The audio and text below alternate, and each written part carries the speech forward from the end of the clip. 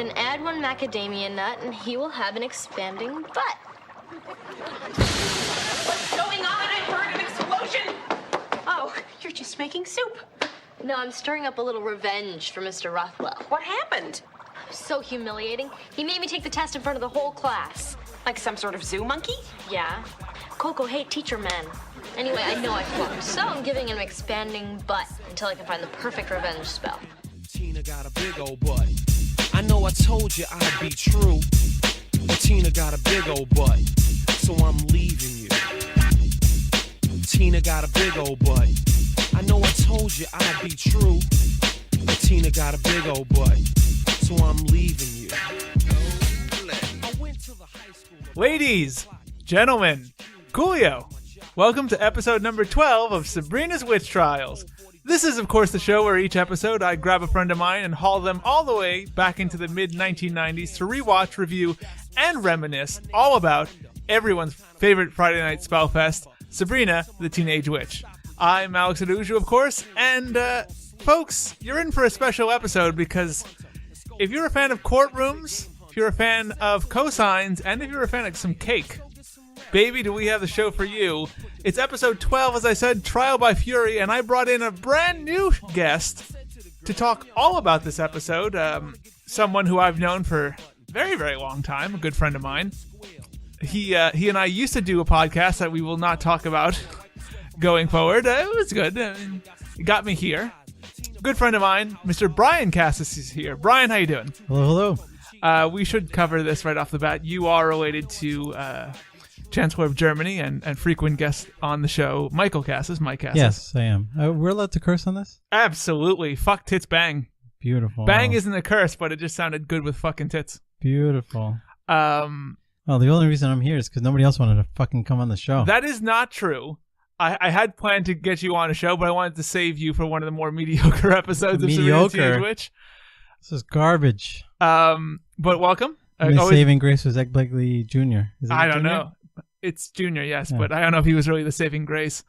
Welcome, though, and I give everybody a little marquee or nickname. So you're ace photographer, Brayan Casas. Ace photographer. Sweet. No Jimmy Olsen here. Hold on, I gotta write that down. Take a note. Put that on my business card. Brian found out that we're quite the well-produced podcast here, so he had a note, paper, and a pen in front of him when he got here. Pen, not or, and pen. No choosing here.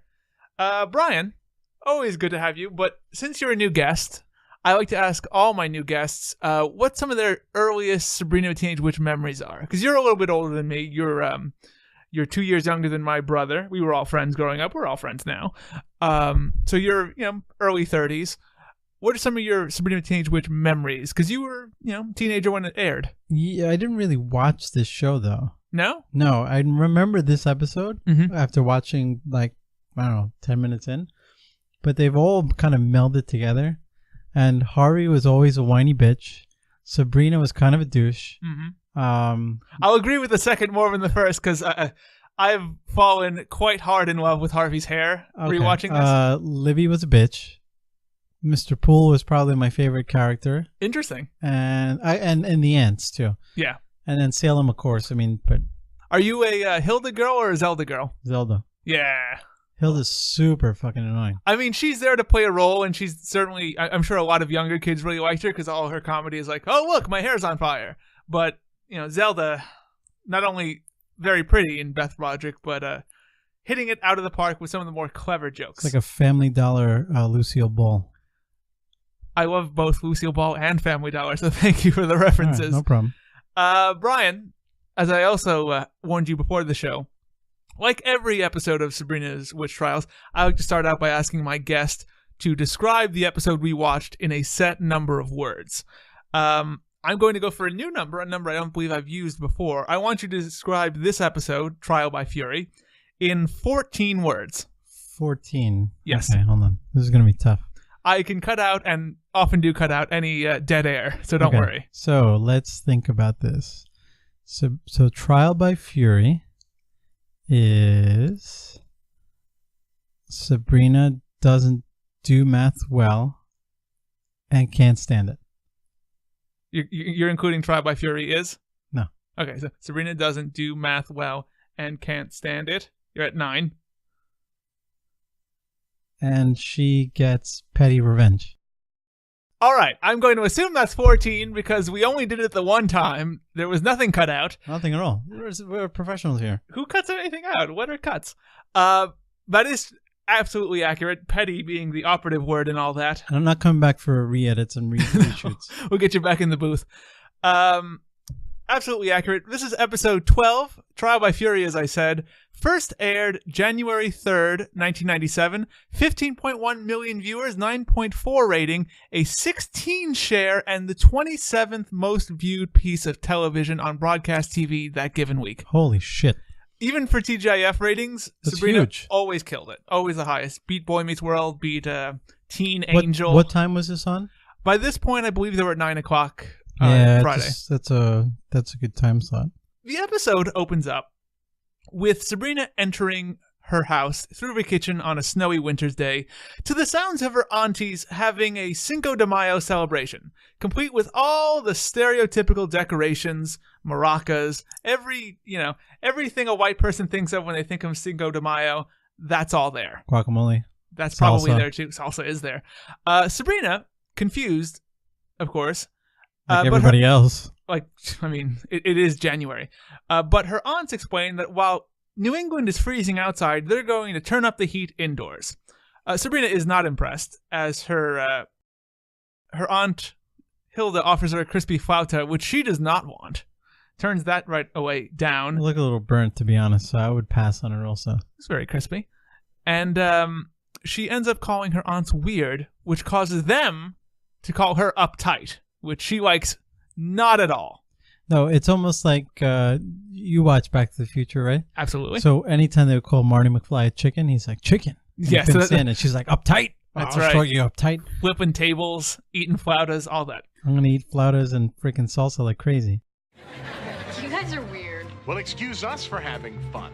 We were going to ask you to join us. But if you're too uptight. Don't say that. There's nothing worse than when your parents call you uptight. She does try to loosen up, however, first by donning a sombrero and then giving us a jaunty little ole and liking both of those things. Yes. The Olay was the one that kind of put a pep in her step. Olay!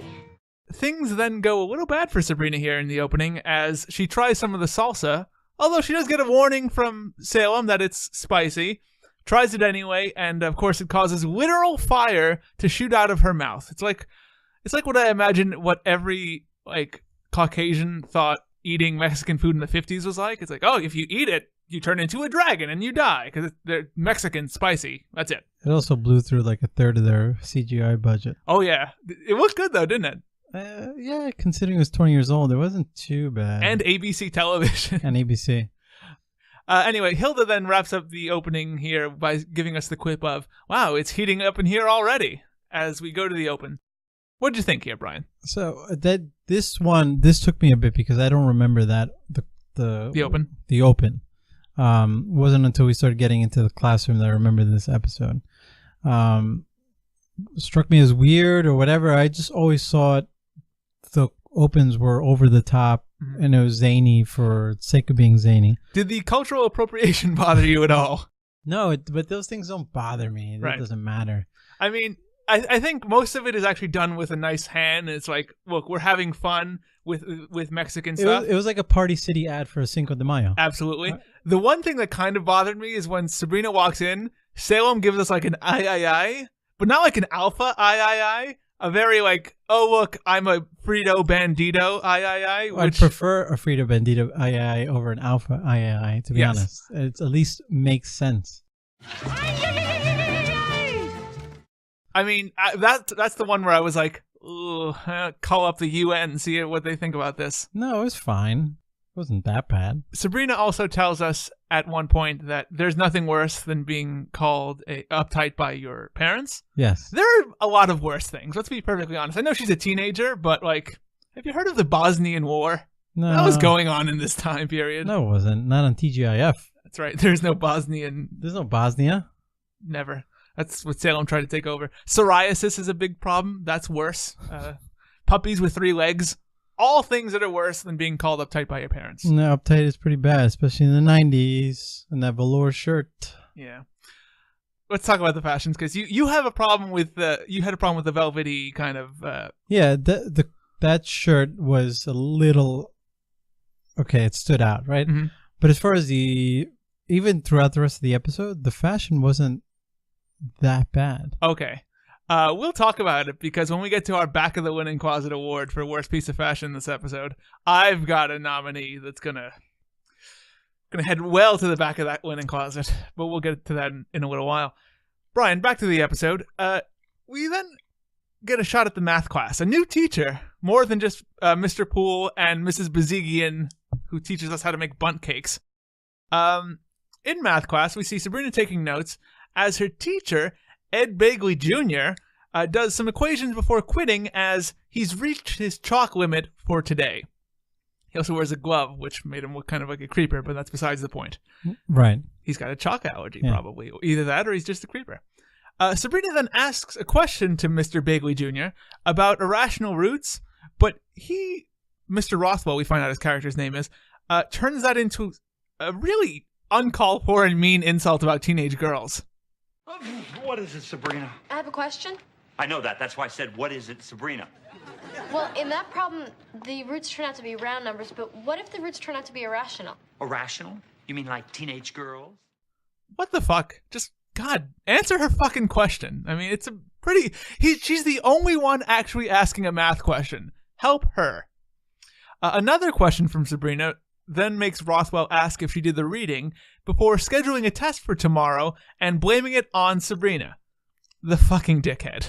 So what was good about that is within 30 seconds, you know he's a dickwad. Absolutely. But I think this scene kind of really cuts the legs out of the closing scene we'll talk about later on, because Mr. Rothwell will eventually argue that he's a bit mean because he's teaching kids that life is unfair, and he's not a babysitter, he's a teacher and he's paid to teach. The one time he's actually asked to teach, he doesn't teach and instead blames the student and ends up scheduling a test. Dickhead. Sabrina tells us that she just wanted to learn, which is absolutely true. The poor girl, never going to get an education. There's a reason that women didn't go into STEM jobs in the 90s. It's because Mr. Rothwell. Whoa. What? They're not there. Right. Science, technology, engineering, and math. Why not? Good thing you had the pen and paper. Good thing I can cut things out if I'm wrong.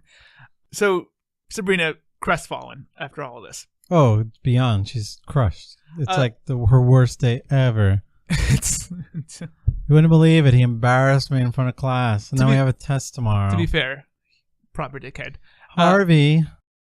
At the Spellman house, Salem gets a call from his ex-girlfriend, Shelley. Salem will later recount to Zelda that while she dumped him 30 years ago, he thinks that she's got crawling back on her mind. She then asks if he mentioned that whole, having a tail and shitting in a box thing, but he just asks her if that's really that noticeable. It is. You shit in a box. Thunder then starts roaring. Is he really, though? Because he is a wizard? Oh, no, he shits in a box. All right. In the last episode, he described having to shit in a box. Oh, all right. Thunder then roars, and while Zelda initially thinks it's Hilda, it's actually a furious Sabrina coming home. Lightning, too. Lightning, thunder, very, very frightening. Thunder doesn't rhyme with lightning, but let's pretend it does. And it doesn't seem cold at all. No, it's all magic here. Yeah. She tells them all about Rothwell and the test, and then she runs upstairs to study, but not without a warning from Zelda to watch that finger, young lady. You watch that finger, young lady. Which is a warning I used to give myself all the time. Anyway, the next day, in the school library, we see Sabrina trying to study as handsome hair Harvey feigns studying while actually singing the greatest song known to man or animal, Funky Song. Negative b plus or minus the square root of b squared minus 4ac over 2a. Shake your whammy, fanny, funky song, shake your whammy. Harvey. And the funny thing is, if you Google funky song, Which I do and have. okay, a lot of people ask, who sings the song, Shake That Whammy Fammy Yes. Funky Song? I mean, longtime viewers of Sabrina's Witch Trials will know it's Brothers Junk, Right. who is a fake band. It's a fake band. And every response is, it's not a real song. Yes. Was created, Sabrina Teenage Witch. Which is I talked about this when we reviewed that episode, but the very fact that they released a Sabrina the Teenage Witch album and didn't attach Funky Song to that is beyond the pale. You released a literal CD, but no, we have to have Mark McGrath covering some shitty song. When did that song first show up on the show? Episode 7, Third On From the Sun, the Vesta episode. Okay. Real, real good. Well, go back and listen to that episode, folks, if you haven't. iTunes or wherever you skip can. the rest of this garbage. No. We're doing real fun here because we're going to talk about Ed Begley Jr. and all of his crap in a second. Funky Song, though. Sabrina is super fucking nervous about her test and asks him to stop, but gets even more annoyed when she sees him just, thinking Funky Song in his head. Silently, but she's still fucking over the moon angry. He tells her to just, relax. Frankie says just relax. There's a reference. But It's about a decade before that. it's topical as ever. Cut that out. She points out that she's really freaking out here, and he promises, listen, I won't make any more noise as she goes back to studying. Harvey, a known idiot, however, then tries to silently flip the page, which just irritates her some more. Okay, Brian, before we get to the everything that happens with Sabrina taking a test, let's talk about everything that happened since the original math class. Okay. Can we talk about Harvey's bro shirt with the big racing stripes? I didn't notice it, but you messaged me while watching this and were like, God, that Harvey shirt. Tell me about Harvey's bro shirt. That's like a typical rugby shirt now, right? Yeah. So that's the equivalent of it. But talk about dated. Holy shit. It looked like he needed to be on a yacht as a flag. That didn't bother me because he's had some really bad weeks the last couple of weeks. It's just that this was it's not good, but it just fades into the background as typical 90s wear. He's worn some I don't know, really weirdly patterned button downs, ugly colors, just shocking for a man with hair that nice. I did want to touch on, speaking of fashions, when Zelda yells at Hilda for creating the lighting before she finds out that it's actually Sabrina, Hilda comes into the room wearing this abysmal, green and black, tie-dye muumuu kind of thing with long sleeves. It's mostly green, but it's got black. Yes. Yeah. Oh, it was disgusting. It violates every law of actually shopping for clothes. It doesn't look good on her. Do they shop for clothes, though? Well, someone had to. No. Someone has to think, Caroline Ray has to wear this. And I mean, this is when she's her best looking because, she's her youngest year. Now, I'm not saying that old people aren't attractive. Oh, jeez. I'm turned on by a lot of old people, let's be perfectly honest. But she looks her best throughout the series in these early couple of years, and this is just a bad outfit for her. But that falls in the character. She's very over the top, and all of her outfits always are like that. She is. That's true. But I think recently, Zelda dresses better than Zelda is a high fashion model compared to Hilda. But I just think recently she's been doing much better, and this just kind of and it's only on screen for a minute or two because by the next time you see her, she's wearing something totally different. But it's not the best. The one thing I did want to touch on in terms of the school stuff we see so far in the library was I really like the interplay between Sabrina and Harvey in that scene. Because by this point, they're already dating. I don't know if they're officially boyfriend, girlfriend, but they are definitely going on dates and stuff. And I like the just the way that they interacted in that it really felt like a couple who has been together for a while. When he's being yelled at by her for still humming it in his head, I thought the way Melissa Joan Hart plays that just really smacks of this is a couple who's been together and who's kind of sick of each other but still loves each other, and I really like that. Negative b plus or minus the square root of b. I hear you thinking it. I can't think it? Not while I'm studying. Can I at least finish this verse? Yeah, but hurry up.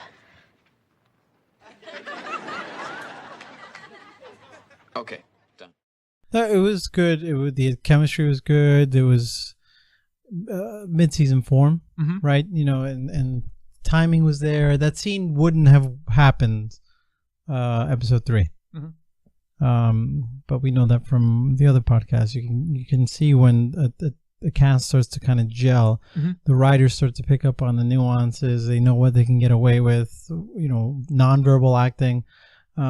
He was very good in it. It was actually very.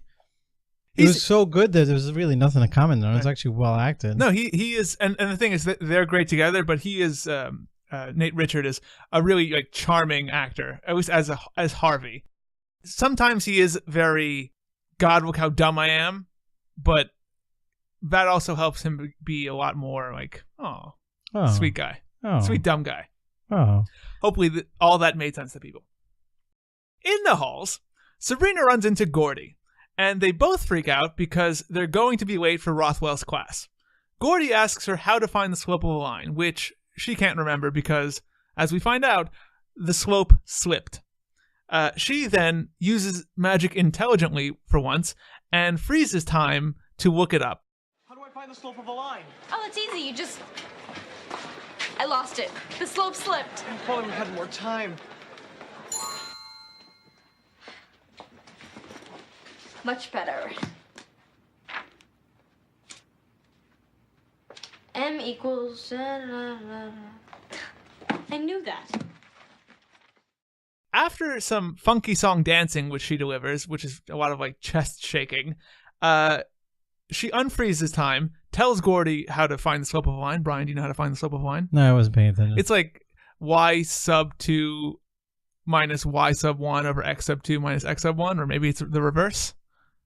It depends on where you start. I guess what direction you're going. I don't know. If I looked at it, I would remember it. Yeah. A lot of this for me was like, oh yes, I remember learning that for 3 weeks Well, listen, years ago. It took calculus a long time ago. Wow. Anyway, I'm old. I'm old. Anyway, they arrive to class just before Rothwell slams the door to begin the class. However, Emma was not so lucky, as that dumb young lady stopped to help a woman in a wheelchair or a person in a wheelchair and gets locked out of the class That was badass. by Ed Begley Jr. Oh yeah, The best part is when he's like just like flipping her off from the other side. He's like, "Go away, yeah, you're out. done. You failed." F. It's also funny because the one other time we saw Emma was a couple episodes ago. I think the episode I did with Phil, and we were just like lamenting her for like having no character whatsoever.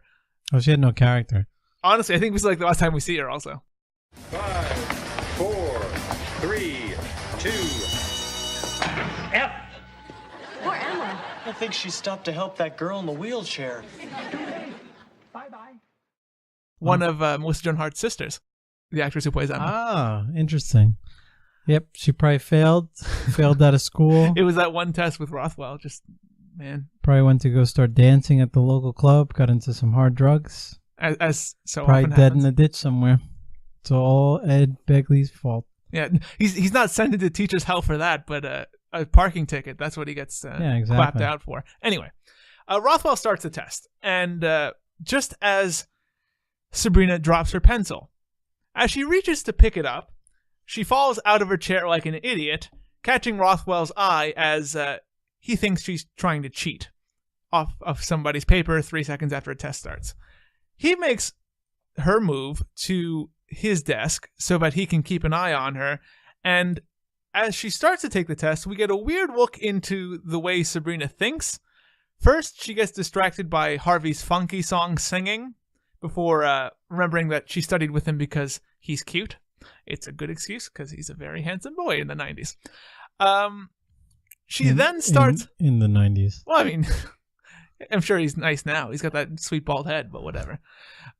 She then starts saying that she hates Rothwell over and over again in her head, and then for some reason gets paranoid thinking that she is saying this out loud or that he can hear her. He can hear her thoughts, yeah. Yeah, because Ed Begley Jr. like death stares her for some reason. She then goes into some like flighty thoughts about Napoleon before getting back to a test just as time wraps up. So a big wah-wah for her.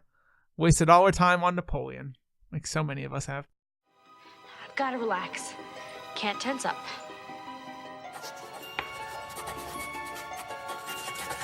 Why is everyone writing so loud?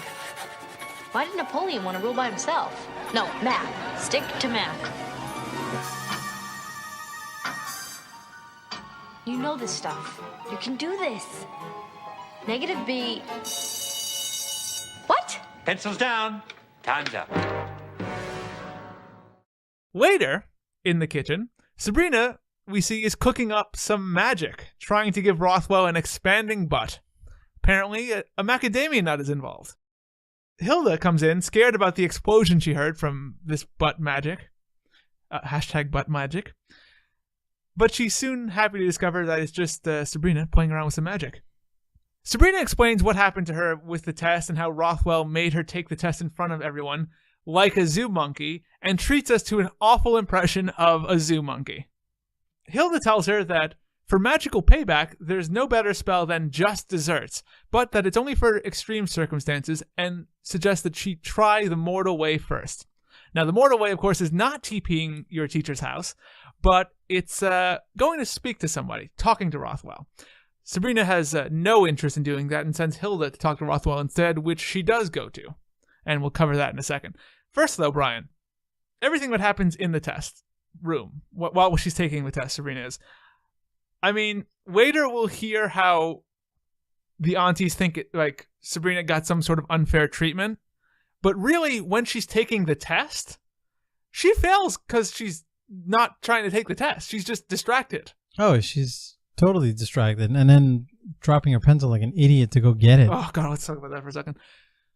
Everybody's dropped a pencil in class at one point. It happens. Easy. This is the last thing you do. You don't reach your leg out. What you do is you either get up quickly and pick it up and then sit down quickly, or you reach your arm out. You don't drag your ass out of the chair trying to grab a pencil. No. Oh, wait, did she reach or did she drag her leg out? No, she dragged her leg out and went to reach. Okay. God damn it. Or just ask the person in front of you. No, you can't ask. No, that's cheating. That's true. Or, how about this? Have another fucking pencil. Honestly, every time I took a pencil, and this makes me sound like a huge geek, and I guess I kind of am because I'm doing a podcast about a 20-year-old teen sitcom, but every time I had a test to take in high school or college, I had 4 sharpened pencils. Why not? And of course, somebody's like, "Oh, can I borrow your pencil?" I'm like, "Yeah." Fuck out of here. I would say yeah, and then be quiet because I was really shy. At the same time, though, Rothwell thinks that she's cheating. The test started 3 seconds ago. What would you be trying to copy off of somebody's paper? Their name? It's just ludicrous. This whole fucking episode. Well, this is the archetype of this hard-ass teacher who doesn't trust you, and he's paranoid about everything. They did this a lot in Saved by the Bell. They did this a lot on California Dreams. Sure, California Dreams. City Guys. I mean, to a slight point, Mr. Ratburn was the same way, where he created this almost nervousness.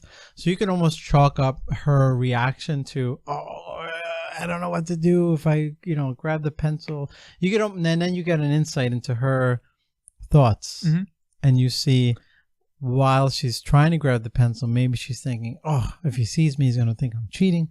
He just threw Emma out of the class, and she's going to go be a stripper at this place and get into hard drugs and then die. My real life sister is going to do drugs and die. Yeah. I don't want that for me, because me and Harvey are going to go backpack through wherever, Rwanda.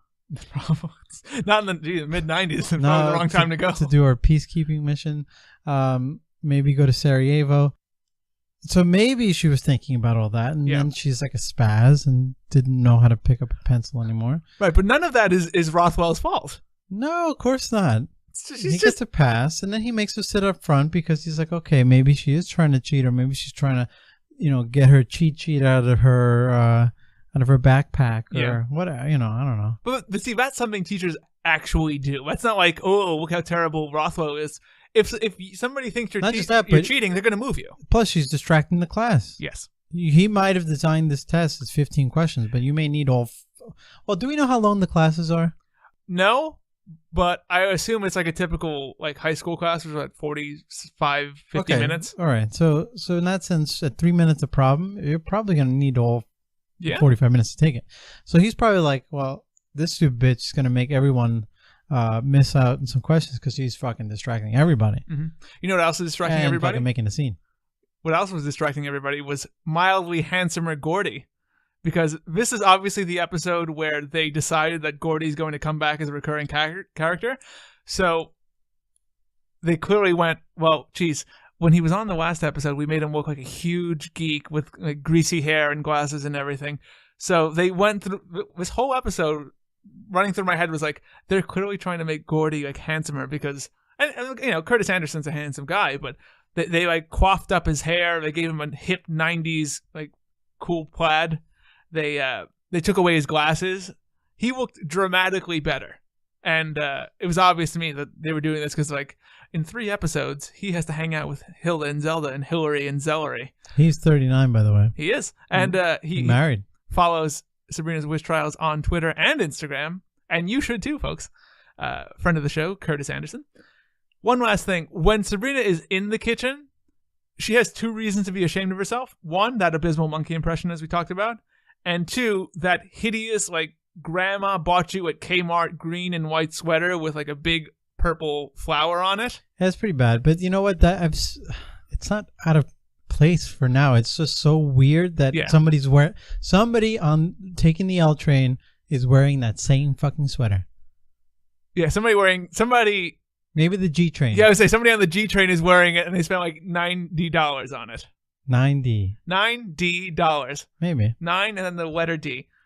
Oh, back to her thought process on the test. Yes. That was a good moment, transition to kind of quickly go through the time and also kind of develop her character. Mm-hmm. So it's a little, you know. Did you find out more about the way she thinks? Yeah, and it was, you know, it was very humanizing, I guess. You want to try and hit your target audience, which is obviously adolescent. I don't know where Napoleon came out of. Probably because it's typical high school history. Hanging out with Salem. She's interested in world domination a lot. Perhaps. Yeah. All right. We go back to Westbridge as Hilda walks into Rothwell's class and asks to talk about Sabrina's test. Yeah, this scene bothered me a bit. Did it? Yeah. We'll get into it. He compliments her timing as he just finished grading it, and she's soon surprised to find out that Sabrina flunked. Hilda asks if he added it up right, and Rothwell struts around the room explaining the math, and we get a shot of Rothwell's cake. You like that cake? Yeah, holy shit. Whew. It's not quite Minaj level yet, but it's probably I don't know. It's not Kardashian. Who's got a nice butt? Maybe like a. It was almost shelf shaped. You could put a beer on it. Maybe like a 90s era Leonardo DiCaprio. That quality of butt. Oh, okay. Not quite Minaj yet. After Hilda is unable to add up the grade herself, Rothwell says he isn't surprised Sabrina failed, and Hilda bemoans her inability to study for this meeting. Sabrina got 2 of the biggies, 3 of the middies, and 1 of the babies. For a grand total of 45 points, what percent of 100? Oh, I have 15 questions, 100 points, 32.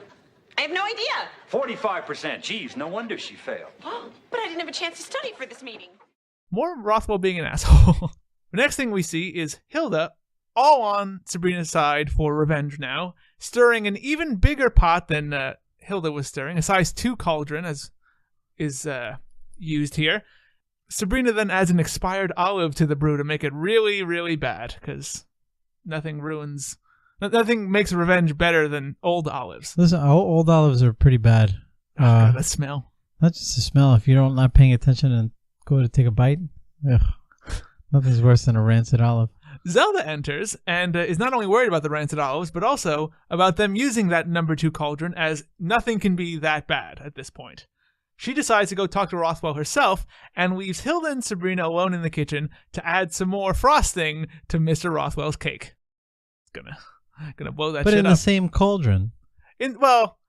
I guess maybe it's like, can we make his butt bigger? Sure. Go add some more macadamia nuts to that one you got over there. But she didn't, though. She's really No, it's probably done off camera. Because by the time we see Mr. Rothwell again, we smash cut to Zelda arguing with him and discussing how he's making it hard to discuss Sabrina's grades rationally. It's quite a safety hazard to have cauldrons around. They are witches. Just brewing. Yeah, I guess so. But then again, they do also, well, I would say they have a cat running around, but the cat is also used to be a witch and really an actual person. He could be an asshole and just start dumping stuff in. And that is what cats do. That's a safety hazard. That's inappropriate witching. Cats are assholes. Rothwell tells her that he can blame Sabrina's failing on him if she wants, but they both know what the problem is, and the problem starts at home. He goes on to give us an amazing line about the quadratic equation. Pretty great by Ed Begley Jr. there. Look, if it makes you feel better, you can blame this on me, but I think we both know these problems start at home. What problems? Hey, if a kid can't master the quadratic equation, that says to me, dysfunctional family. This whole time, Rothwell has a bigger, gargantuan, Kardashian ass that he's strutting around. It's pretty great. And those are some custom pants because I don't think there's a pair of pants that would let that amount of padding be held in. Yeah. Oh no, the wardrobe was working overtime to construct Ed Begley Jr. some big ass pants. Pretty much. Some big ass pants. Some big ass pants. Zelda disagrees with Rothwell's assessment of how the Spellmans function, but Rothwell tells her to tell it to a social worker as, looking at his fart box, he leaves in a rush to head to the gym. Yeah. I love the term fart box. I think it's the most ridiculous phrase for butt. It's such a stupid term. More lightning then strikes as all three Spellmans are seen stirring a massive cauldron together. It's number 10 cauldron. While also wearing some fabulous hats. This is so great. Thank you so much for backing me up. Well, you were 100% right about this guy. Please, no percentages. Is it revenge yet? It's really spiteful. Let's finish the spell. Hilda, you do the honors. Zelda tastes the brew, noting that it tastes really spiteful, and throws it to Hilda to start a spell/obvious quote from Macbeth. Yes. Which Sabrina finishes. After they're done, Sabrina asks what's next, and the aunts just cackle excitedly, which she likes the sound of. Okay, Brian, tell me about the hats. They were nice hats. They were real nice hats. Did you have a favorite? Because I thought each hat was designed to appeal to a different section of society. Zelda's hat was the best. It's hard to argue that it wasn't. It's just cool. It's got that. Just not even bother. It's high. It's got tooling. It's beautiful. So we skipped the first cauldron where Sabrina's mixing it by herself. And Zelda was like, "Are you making soup?" Oh, that was Hilda. Hilda said, "Are you making soup?" Oh, okay. I was like, all right. Is it worse for her to be making soup or practicing being a bitch and making a spell? She doesn't want her eating those heavy soups. I guess not. Before the dinner she had planned. All the Rothwell butt stuff. Did you laugh at that? Did you think it was funny? It was whatever. Let me say this. I wasn't the biggest fan of it in terms of comedy, but when I watched this, because of course I watched this episode 5 or 6 times, 2 of the times my mom was in the room, she fucking loved it both times, okay? It's comedic. I'm sure if I showed my son, he'd probably laugh that his butt was so big. Yes. But, it works on a certain section of society. Sure. But in all honesty, I think for what it is, I think it's pretty funny too. You might say I'm all about that base times height. Oh, jeez. All right. This podcast is over. All about that. Come on, math teachers. Come on. Yeah. You might say it was easy as pie. Oh, jeez. Or cake. All right, it's here all week, guys. Yeah. That's all I got. Multiplication? No? All right. Let's just stick with the first one and we'll leave the other 2 to people so people can realize how dumb I am. What else is there in the scene? That line he gave about calling a social worker? Yeah. Ouch. Honestly. That was rough. The quadratic equation one is jeez. But that social worker one was that was a good dig. We function just fine. Tell it to a social worker. That's one of the things you have to admire about this show, separate from all the other stuff. A different family setup, okay? Wasn't in your face about it. It was kind of an intelligent way of going about, okay, look, it's a young girl. Parents aren't around. We don't know why exactly, her father lives in the other realm for some reason. Right. Her mother's in Peru. Whatever. Yeah. But, and then she's raised by her aunts. Right. And to that point, I really liked the scene where they're all stirring the cauldron together, and it's the family's together and they're all on the same side. Okay, this episode is kind of like a throwaway almost because it doesn't have the main characters. You don't have Mr. Poole. Libby isn't in it. Mr. Poole is the main character for Brian. Yeah, it is. Libby isn't in it. You right. know. So her main antagonist, her main, I guess, her friends in the episode.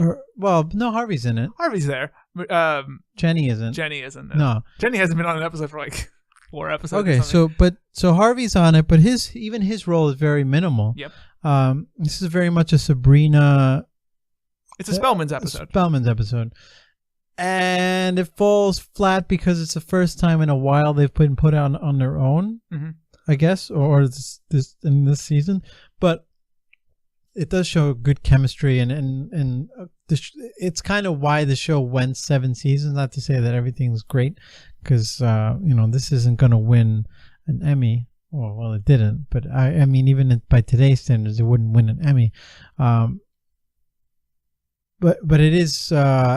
It's nice to see that camaraderie around the cauldron, and it's a tried and just so cliched story of, well, I'm gonna go talk to him and see what he says, and then, oh, would you believe it, that wise guy, huh? And it's that old idea of, there's absolutely no way I'm going to put on this dress.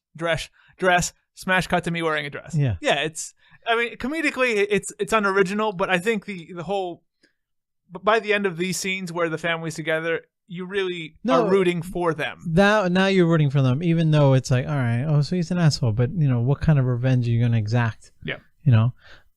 Don't kill the poor guy, but in terms of fashion, as we love to cover on the show, I thought Zelda was capital A amazing in these scenes. She's wearing like this purple suede top and matching like she could have been on American Horror Story. New Orleans? No, Roanoke was the most recent one. No. The you're talking about Coven. Yeah, she could have been right out. She could have walked onto that set next. Yeah, it looked like literally she could have been wearing this today and looked fucking bomb ass, because it looked like a jumpsuit that she would have bought at like Urban Outfitters. Most of the fashion wasn't that far off, but then again, we live in New York City. Yes. So there are people wearing this same shit right now, paying exorbitant amount of money for it. Yeah, but because they want to be, whatever. So there's a couple things I thought it didn't strike me as much, but this episode again wasn't, because it focused on the Spellmans. Mm-hmm. All the other characters, just ancillary. Right. There's not a lot of like high school hijinks going on. This is a very family standing up for one another, and there's a moral lesson about trying your best or whatever. We'll talk about that later on. But yeah, it is very much a Spellmans against this one-time villain, right? If you will. In class the next day, which is against the Muggles. Oh shit, wrong one. Cut that. You are off here, Brian.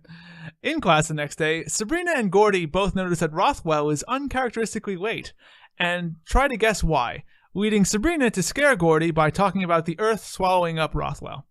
Good face acting by Curtis Anderson there. Rothwell soon arrives, however, and starts complaining about the great injustice he suffered. Sabrina is initially ecstatic about this, but gets a little bit sadder when she goes on to find out that he just received a lousy parking ticket.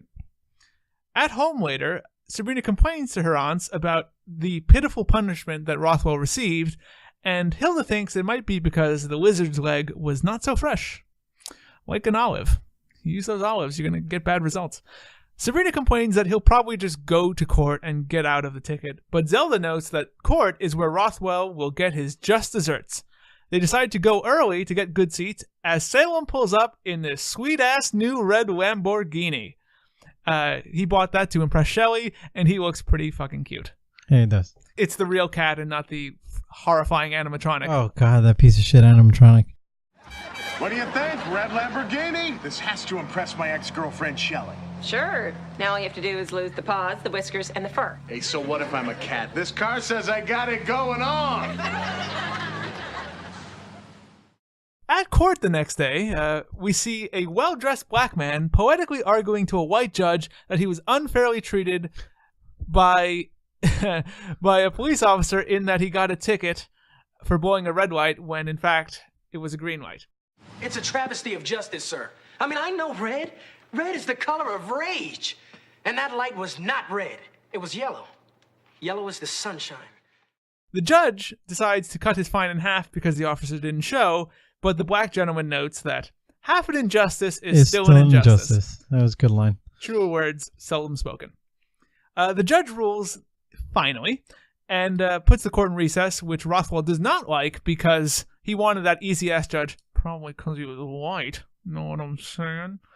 The driver, the black man, horrible way to refer to him, but his name hasn't been revealed yet, so I'm not going to say it. Oh, I was going to say, I have the name written down right here. The driver then recognizes Rothwell, and he's a little peeved. Not only because Rothwell doesn't recognize him, but also because Rothwell was his algebra teacher, and thank you, and was a real dick. Go figure. Mr. Rothwell? Do I know you? Well, of course you wouldn't recognize me. I mean, not without tears streaming down my face like a harsh, unforgiving rain. Surprise, surprise. Clifford Weaver, as we find out, used to cry very, very descriptive tears as Rothwell recognizes him from his name and as he's now a writer. Rothwell then goes on to compliment his lazily titled book, Rage Against the System, for how full of hate it was. Okay, Brian. Going back to the math class when Rothwell is a little uncharacteristically late. The first thing I want to talk about is how great an exclamation the word toothpicks is. Gordy gives us a toothpicks, and I thought it was hilarious because it's one of those obvious I can't swear on the show swears. Actually, I think it's next episode. Penn Jillette will also use the phrase toothpicks as an exclamation. I love it. It's TGIF, man. What else can you say? You can't even say ass or damn. Oh, toothpicks. Also, the Spellmans were eating scones at one point, and I like the fact that they were eating when they're talking about how it's just desserts. Yes, I like that because I also like scones. So here's one of the things that bothers me about, when they're like, "Oh, we don't know how this is really going to work." Mm-hmm. The spell. Yeah, but obviously they fucking do because she knows. Oh, yes. Let's show up and get good seats. We're gonna go to court. We're gonna go get good seats. It's like Willy Wonka when the elevator's going. I goes, I've pressed every button, but I don't know what this one does. And he goes, oh, come on. If you don't pick enough seat, we're not gonna go through what? And it's like, well, hello, what the fuck? If you know it's gonna go through the ceiling, then why are you saying you don't know what happens when you press the button? You gotta put on a show for the kids. It's like when you go trick or treating and with your children. I assume this is what happens because I don't have kids. I don't want them. But you go trick-or-treating with your kids and a Frankenstein answers the door and you're like, oh, it's Frankenstein. Oh, hello, Jeffrey. May my child have some candy, please? I don't know. I usually do. Hello, Jeffrey. May my child have some candy, and the guy's like, my name's Giselle. Excuse you. No Snickers bar for Brian. Yeah, so that bothers me because she damn well knew exactly what was going to fucking happen. She has to be ready. She's got to put on a court case in a few minutes. God. And she wasn't even ready for the court case. That's the part that was the worst. She's got to zap in. Just watch an episode of Law and Order. That's all you need. Honestly, this is not. God, I'll even take Boston Legal. This is not the people. Ally McBeal. That's good too. This is not the people versus O.J. Simpson. No, just Columbo will tell you what to do, and he wasn't even a lawyer. Anyway, so as I said, a black man protests an injustice from a police officer to a judicial system who doesn't provide him adequate justice. Now, he becomes a regular character late in this show. He does. Season 7, he does come back as Clifford Weaver, or no? No. He comes back as James, who works at Scorch Magazine during the, I assume everyone hated it as much as I did, Season 7. Another fun fact, the actor's name is Bumper Robinson. Yeah. Bumper. Great. Yeah. This guy knows how to pick his acting name. That's all right. But anyway, black man doesn't receive adequate justice from a judicial system. I have nothing else to say about that. No, we'll leave it at that. Not touching that one. Did, however, Clifford's flowery, all his rhetoric, did that kind of get on your nerves? No, I actually liked it. Did you? It was probably one of the bright spots of definitely the courtroom scene. Mm-hmm. Next to Judge Samuels, who we'll meet later. Yep. But one of the bright spots, because that scene really sucked overall. Mostly because of what you mentioned earlier, where it kind of cut the legs out from the scene, but it was just poorly acted. It was just a stretch. Yeah, the layout of that scene is a little, I mean, it falls a little flat. Yeah, I mean, really flat. It's like, you're expecting the traffic court and this and that, but Sabrina shows up with her aunts, and it's like, okay. You be the prosecutor. Oh, good lord. I don't know. I thought the one line from him that bothered me was the whole tears streaming down my face like a harsh, unforgiving rain. I was like, God, just go back to English school. I get it. You're a writer. I liked it. I thought it was just wear a shirt that says "Ask me about the book I'm writing." No, it was perfect. He had just a t-shirt, a turtleneck on. Yeah, very 90s with the blazer. Businessman. That's all right. It was good. It was well done. But that could be today. I don't know. Yeah, I'm telling you, I see it. I've gone to meetings. I look at the guy across the table from me, and he's wearing a freaking turtleneck and Brian with a blazer. Spits into his bucket for spit when he carries around with him. Anyway, just then, as Clifford and Mr. Rothwell are speaking, Sabrina and her aunties walk in, as we discussed, spot Rothwell as thunder sounds from the judge's chambers, meaning apparently that their judge has arrived. The Spellmans then enter the judge's chambers and aren't immediately shot. Trespass, yeah. As we see a literal chest freezer, and Hilda then opens it, telling us that that's where the judge is, as which judges are kept in literal stasis to prevent media bias. Either that's part of the spell, or the bailiff keeps stakes. I bet that's our judge. In the refrigerator? Yes. Which judges take turns in the deep freeze to prevent media bias? For example, Judge Samuels has been in here since 1956. Wow, a man untouched by CNN. Hilda opens the freezer to let out Judge Samuels, first since 1956 apparently, and starts to explain the case to him. Samuels stops her, however, to avoid bias and says that all he needs to prepare is some cocoa before zapping in a cup. Very, very, very flouncily, too. He like to stick out my hand, point to the finger, and pops the cocoa. I liked it. This is a judge who knows how to put on a show. Samuels then enters the courtroom, just shouting out judgely words to nobody, apparently, just to warm up a bit, before calling the proceedings into session. He then reads Rothwell his charges, violating Vehicular Code 16-4, which Rothwell pleads not guilty to, and violating the Existential Code, Section 63B, multiple counts of being mean and unfair. Rothwell has never heard of this Existential Code, but will eventually plead not guilty to it anyway. Sabrina then scoffs at that. Just like that. Samuels strikes the scoffs as we then meet the prosecutors, that being great district attorney Zelda, her lazy assistant Hilda, and Sabrina, who didn't know she was going to be a prosecutor, but I guess she's going to do it. Prosecution may present its case. Are the people present? We're the people? We are? Cool. Sabrina, what are you doing here? Didn't you hear? We're the people. Rothwell is rightfully surprised to see one of his students prosecuting him. The case then begins with Zelda in an awful green houndstooth suit, calling their first witness good old Clifford Weaver. Gonna get his justice after all. Elsewhere, we then see Salem primping for his date with Shelley, and somehow a animatronic puppet disgustingly spits mouthwash into a sink. Horrifying.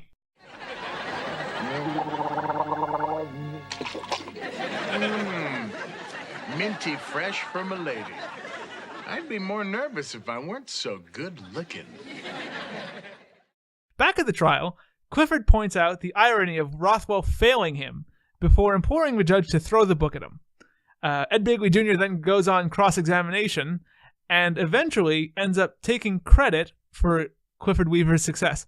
A white man takes credit for the successes of a black man, as he points out that it was he who gave Clifford the anger that made him the writer he is today. And isn't it true that the New York Times picked you as the best of the new breed of angry young writers? I resent that moniker, but yes. But what made you angry, Clifford? Was it your mother holding your hand? Was it the librarian patting your head? Or was it me? I gave you that anger. I spoon-fed you that rage. I made you what you are today. You should thank me! Clifford then furiously yells at Rothwell before running out as he's just got his inspiration for a brand new book. Okay, Brian. What to take apart here. Everything from Sabrina and the aunties arriving in the courtroom. Let's start with the notion of a judge in a freezer. Well, let's start with the notion of trespassing, and Well, yes, they should be the next trial. NBD, let me just go in the judge's chambers here. Did you like the shitty judge's chambers they put together? It's like a 9x3 room with like some books, It was a fine. chair, and a freezer. It was fine. The freezer was your standard. Spent all their money on that salsa breath. I will say this: the person who plays Judge Samuels, Henry Gibson, I fucking love him. I've loved him since Boston Legal, when he also happens to play a judge. I think he's fucking hilarious. Every one of his lines is delivered beautifully. It's authoritative and yet like super eccentric, which is just apparently all he did during his life. And aside from having just that iconic look of like short guy, white hair, which you'll immediately remember him from, I loved everything he does on this episode. I actually really thought the CNN reference was poignant. In today's busy times, yes, media bias is what it is. It's just like, wow, this is kind of eye-opening. But it was actually, it was a quick scene. It wasn't, I mean, it was over the top, obviously, but it wasn't that over the top considering the guy was in a freezer from 56.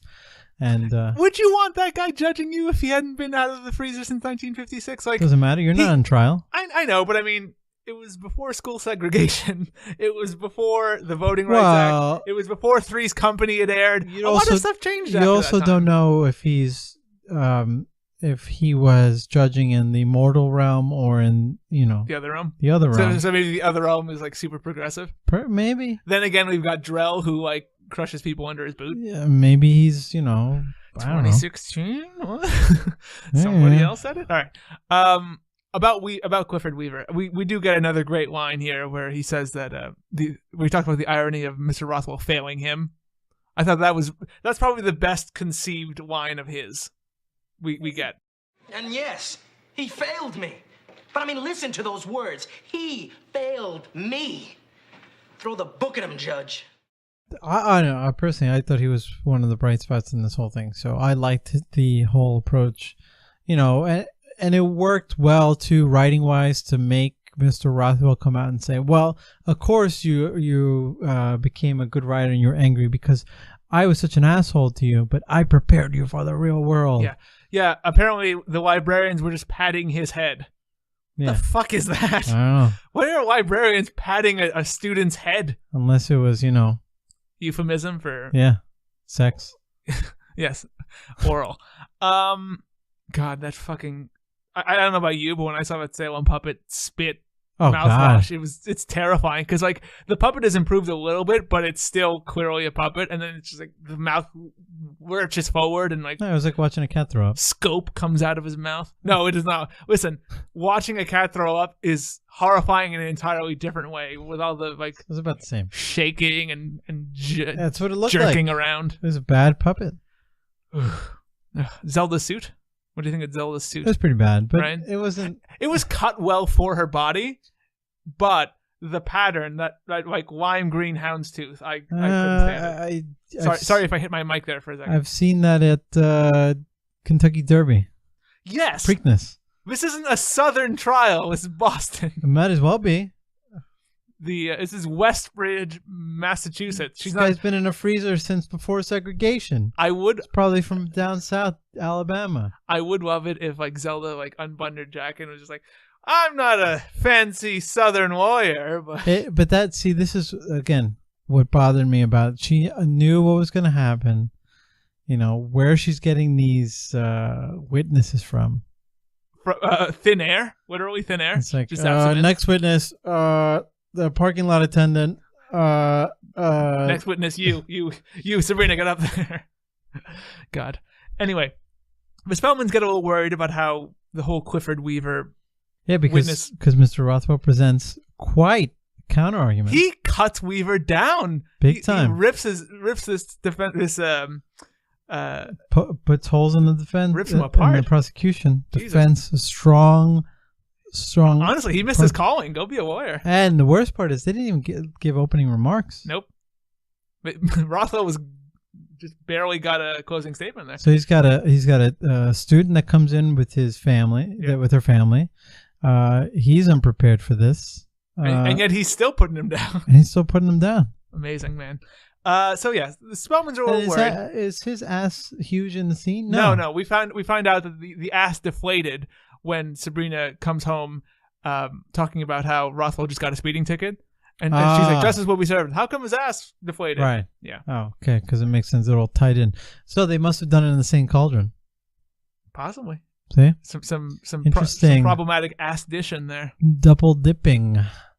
Anyway. Probably why the spell wasn't that good, because they used the same cauldron for both. That's right. The macadamia nuts might not have been fresh. Hmm. So the Spellmans are worried, but Hilda then goes on to call their next witness, that being the officer who arrested Mr. Rothwell. With nice eyes.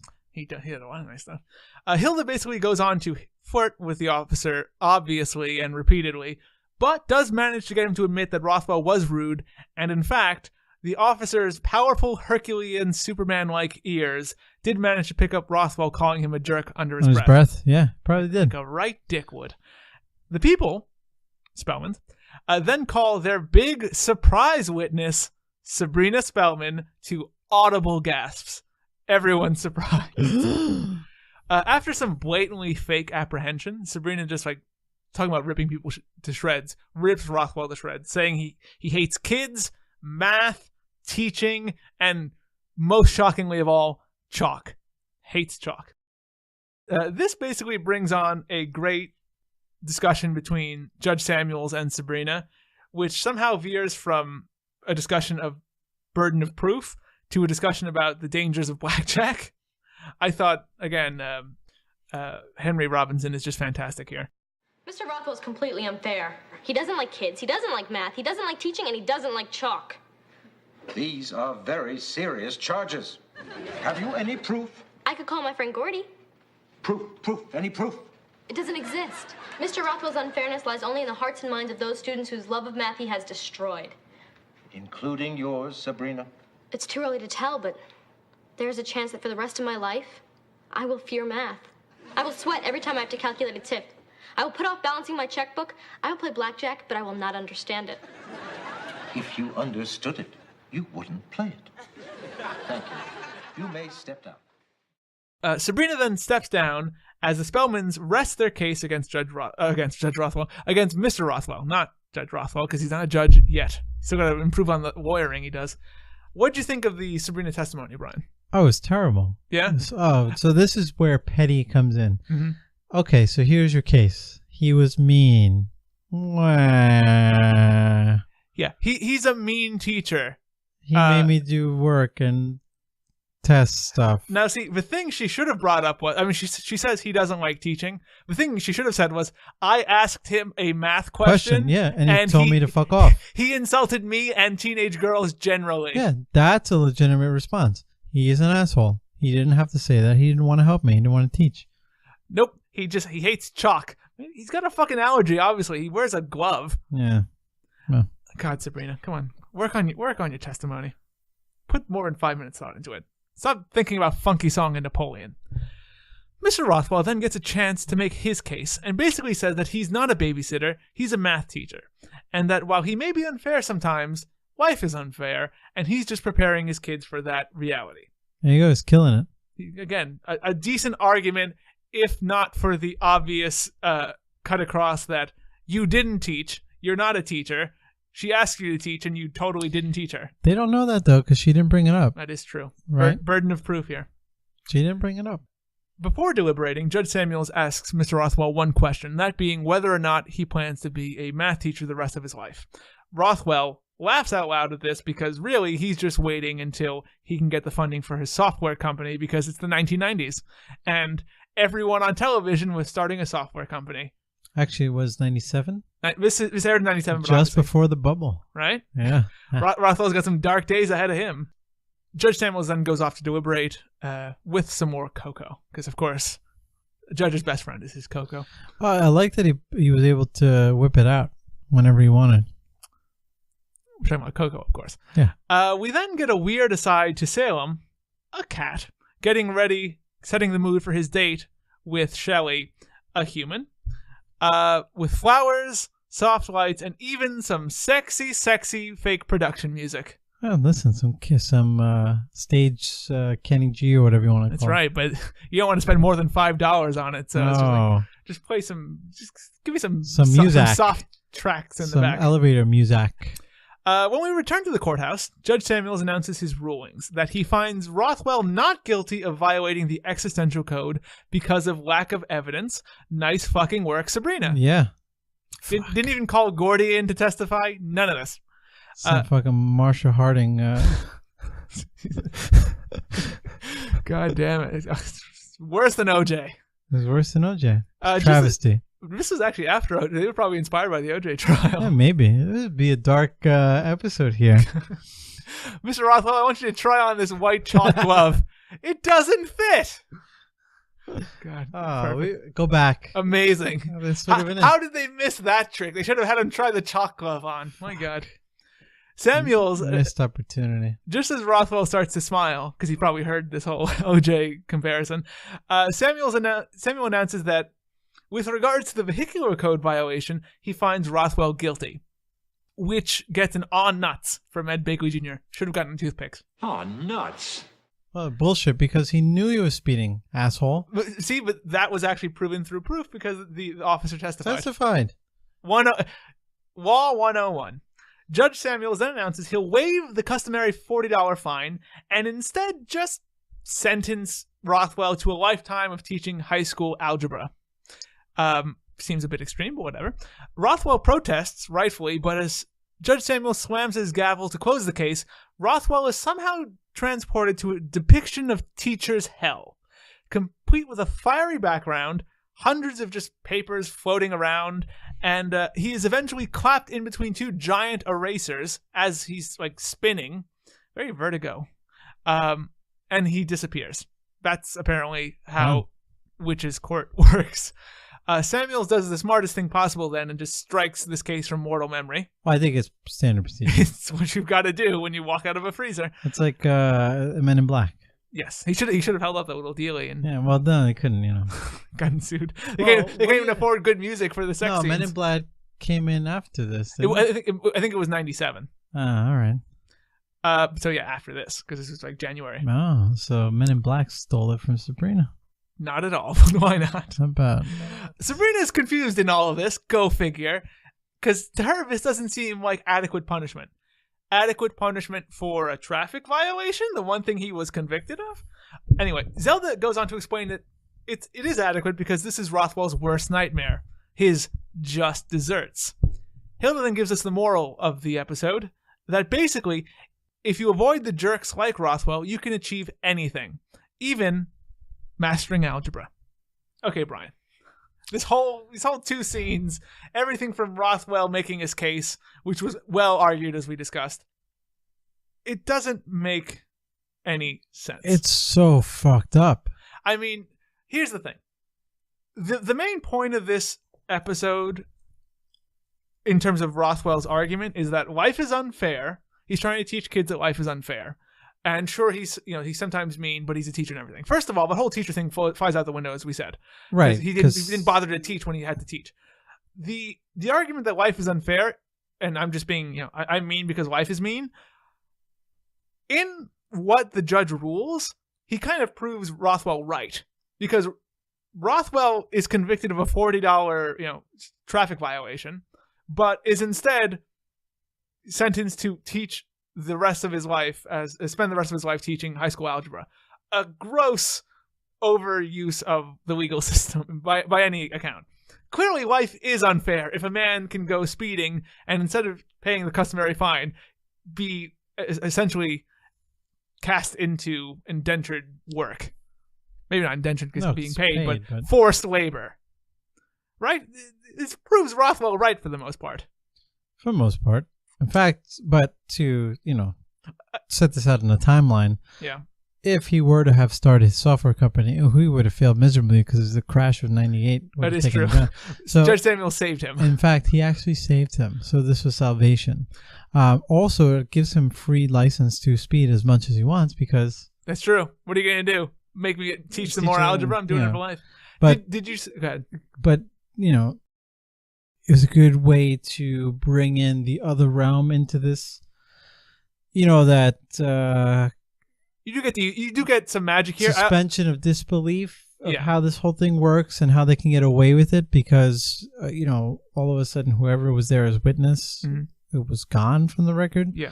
So Sabrina showing up and Mr. Rothwell going, Sabrina, what are you doing here? Meanwhile, he didn't realize they were sitting across from him for 5 fucking minutes. And again, the whole fact that he's being prosecuted for being mean, like mean in How so? Like, mean in that he didn't answer Sabrina's question? I get that, but mean in that Sabrina failed the test because she didn't bother to actually answer the questions? Well, I think you want to go really existential. I think what happens is it shows that not everyone told the truth.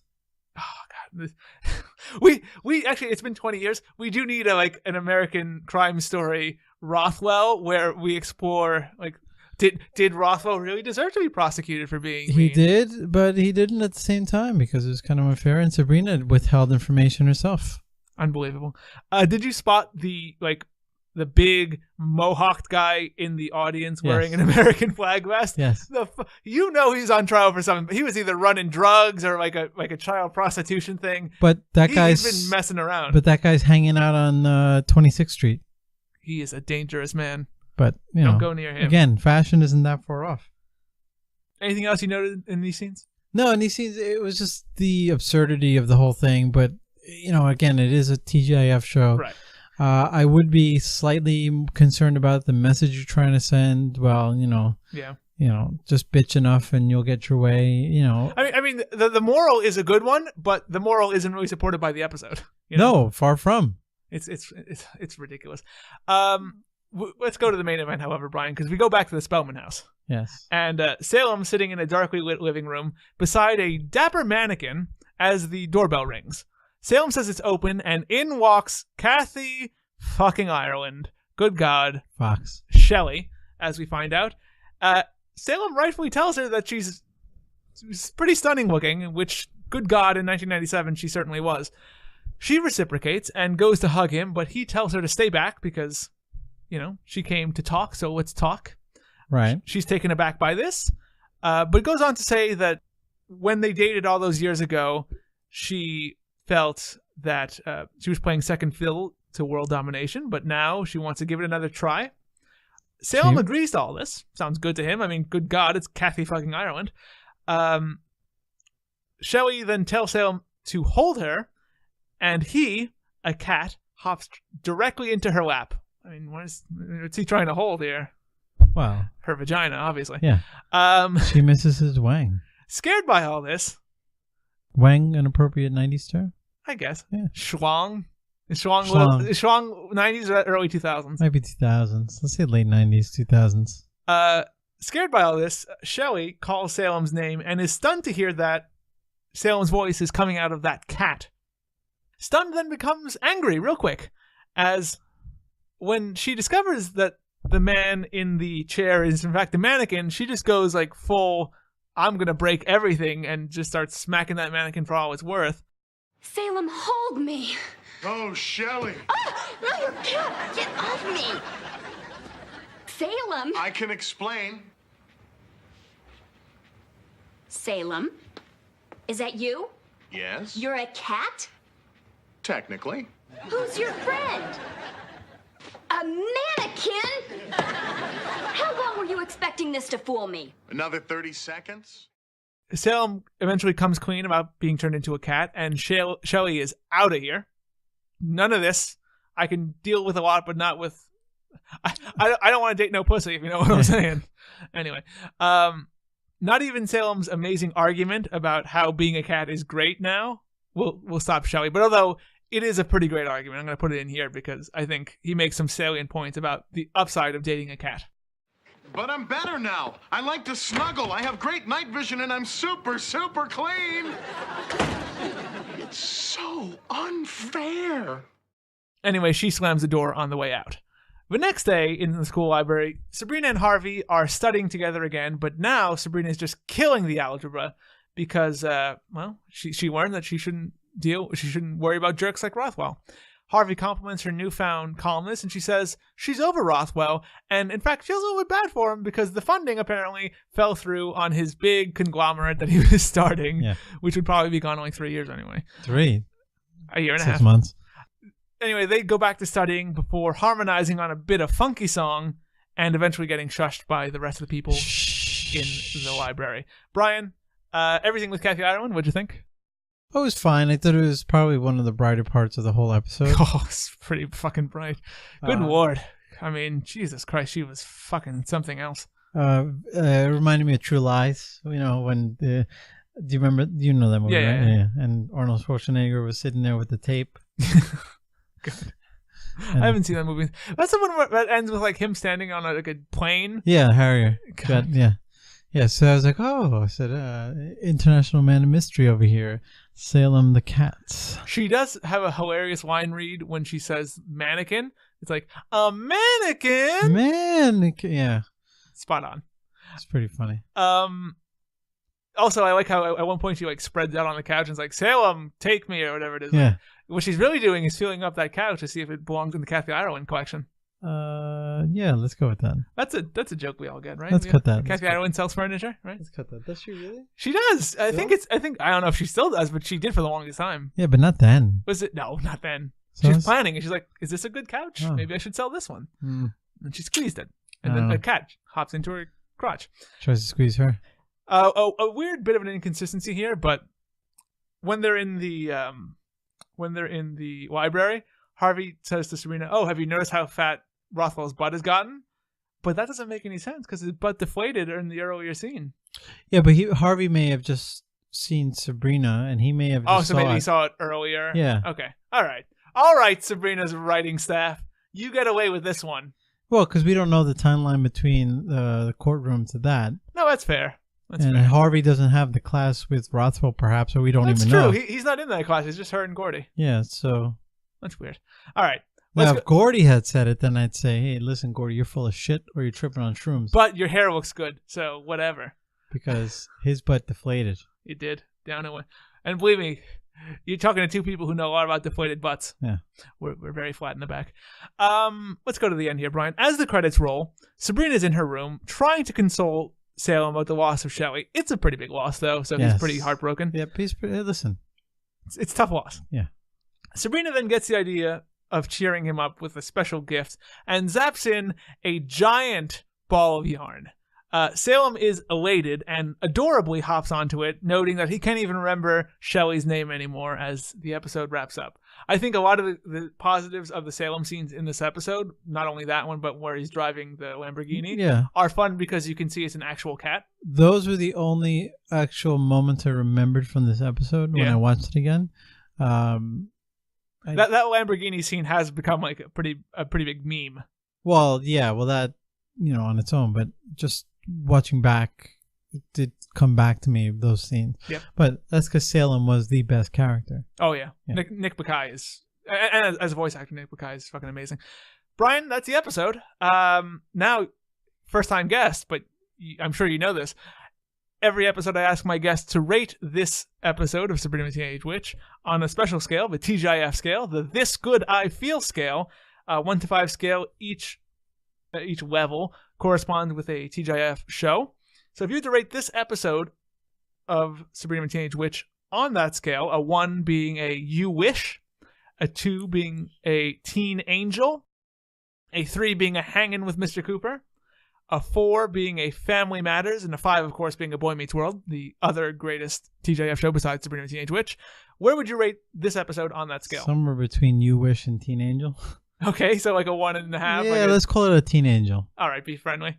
Let's be friendly. I have this one at like a respectable Hanging with Mr. Cooper. No, bullshit. I got an argument here. I think there are some funny bits in it. Yeah, not enough. There's some nice familial like growth or a nice family story being told here. Fine, fair enough. It's a transitional episode. It's good for character building. Right. The issue is, of course, as we said, the logic doesn't really hold up. No, but again, it's difficult for them to go away from some of the antagonists. Specifically. Right, but I mean the whole Mr. Rothwell, Sabrina being good character. It's just wasted on Mr. Rothwell does not come back. No. So it's they did this in Saved by the Bell. It's just you have the one-time teacher come in and then the teacher was gone. Yeah. There's something refreshing about having, even if it's a second or an ancillary character, just some. It builds a universe to see. It kind of, and it maintains it, and it kind of keeps you grounded somewhat. Right. So it can be zany, can be a little weird, but at least you could say, okay, there's consistency. Right. Mr. Poole is a good character because he's, you know so much about him. You know a lot about him. Yeah. Hey, listen, the reason Arthur works is because Mr. Ratburn is the fucking coolest cat in town, even though he's a rat. He is pretty great. You could have just said the coolest rat in town. No, that doesn't work. Would have worked so much better. No, it doesn't work that All way. right, but yeah, like I said, listen, Boy Meets World, Mr. Feeney. Absolutely. You know, I mean, I know he wasn't there. He's a teacher and everything, but you get to know so much about him.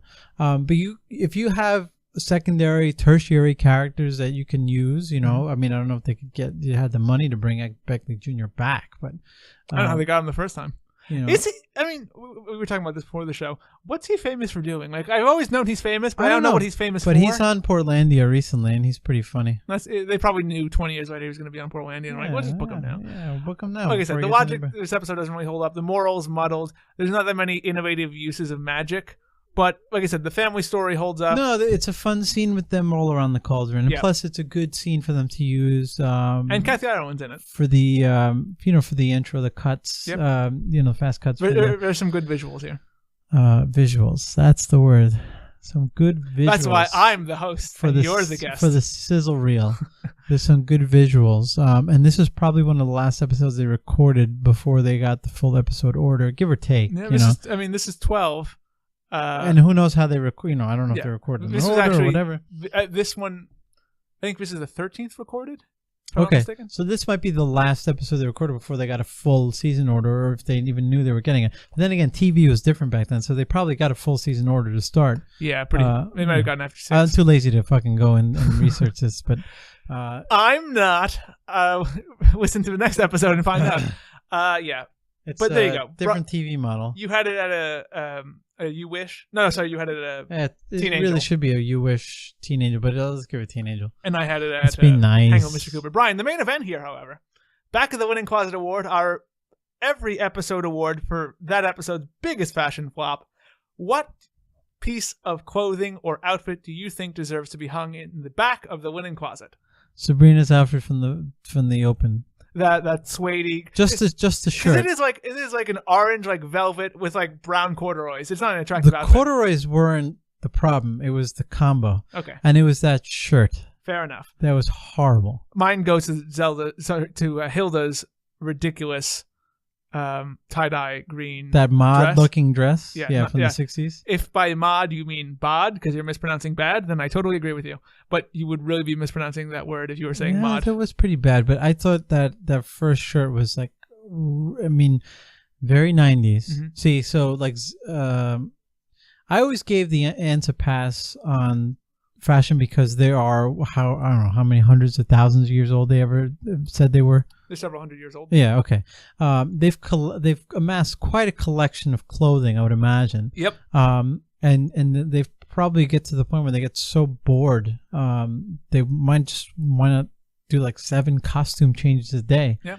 This episode they kind of do. Hilda's always changing. But they always did. I mean, they almost always did. We do. So, that's why I give them a pass, I guess. But it is pretty bad. 2 excellent choices for the back of the Winning Closet this week. Brian, thank you so much for being here. No problem. Thank you for having me. Always fun to have you. Fun to have you the first time. Hopefully fun to have you back next time. Come back. Fuck that shit. You better. I do want to give you a time to, to plug some of your stuff. I actually got this on Hulu. I watched it. Also, hey, there are a lot of places you can watch it now. That's where CBS All Access. That's where Mike's been watching it too. Good. I noticed because I went to go watch this. Who the fuck has been watching Sabrina the Teenage Witch? And when the fuck did I give Mike my Hulu That's password? right. Oh, strike that. Don't tell Hulu. CBS All Access, Amazon Instant Video you can watch it on. Can you really? Yeah. Oh. It's on there. That's where I watch it. I also have the DVDs, of course. Yeah, of course. What would I be if I didn't have the DVDs? Yeah, send Brian the Daily Motion link, I send all my guests the Daily Motion link. But Brian, I do want to give you a second to plug your Twitter and Instagram and everything because, Twitter? as I said, Twitter I haven't been on since Antenna Head. Ace Photographer. I want to give you a chance to plug where people can see your photos. Instagram B911B photo, or on my website, which I'm trying to do more stuff on my website, bhcphotography.com. Instagram is a little limited in terms of size and scale and quality. They compress the shit out of it. But you know what's worse than Instagram? Nothing. Facebook.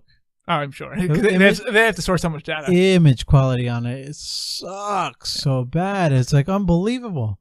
But you can check out Brian's full high-res stuff. Go to the website. Yeah. It's if you want prints. BHC photo? BHC Photography. Photography.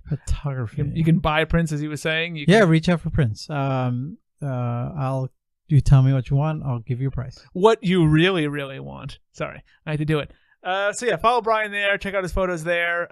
Give him money there.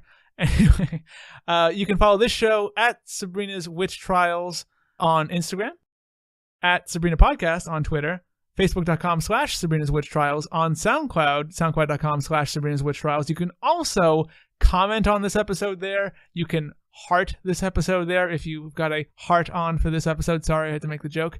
You can also listen to Sabrina's Witch Trials wherever you want. Everywhere. We're everywhere. TuneIn, Stitcher, SoundCloud, as I said, iTunes, of course, Google Play podcast section. Your podcatcher of choice, of course, you can listen to Sabrina's Witch Trials. And you should also, I would love it if you did, review us, rate us, subscribe, of course. That would all be great. Episode 13 will be coming up next. Does that one have more Dutch angles? This show needed more Dutch angles. It might, because it's, of course, Jenny's non-dream, which involves our first return to the other realm in a long time. It's not one of my favorite episodes, but we'll break that one apart when we get to it. But until then, I want to thank everyone for listening, and we will see you in the other realm. And if you'll excuse me, I have to get to the gym.